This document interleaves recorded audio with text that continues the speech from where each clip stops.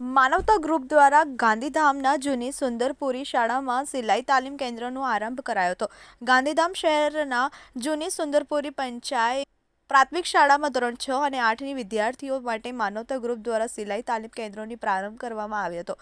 આ કેન્દ્રનો પ્રારંભ દીપ પ્રાગટ્ય દ્વારા જિલ્લા પ્રાથમિક શિક્ષણ અધિકારી શ્રી ભૂપેન્દ્રસિંહ વાઘેલાએ કર્યો હતો.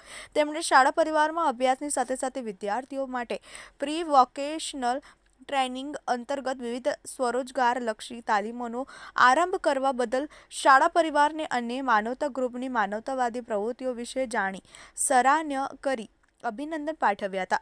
આ પ્રસંગે હિમાંશુભાઈ સીજુ, લાલજીભાઈ ઠક્કર, ભરતભાઈ ધારજીયા, રમેશભાઈ પ્રજાપતિ, પંકજભાઈ પટેલ તેમજ ગાંધીધામ તાલુકાના 54 જેટલી શાળાઓના આચાર્યો તેમજ એસએસએ સ્ટાફ ઉપસ્થિત રહી શુભકામનાઓ પાઠવી હતી. માનવતા ગ્રુપના પ્રમુખ ગોવિંદભાઈ દનીચાએ આ પ્રસંગે શાળાઓમાં હજુ પણ જુદી જુદી તાલીમોનું આયોજન કરવામાં આવશે તેમ જણાવ્યું હતું.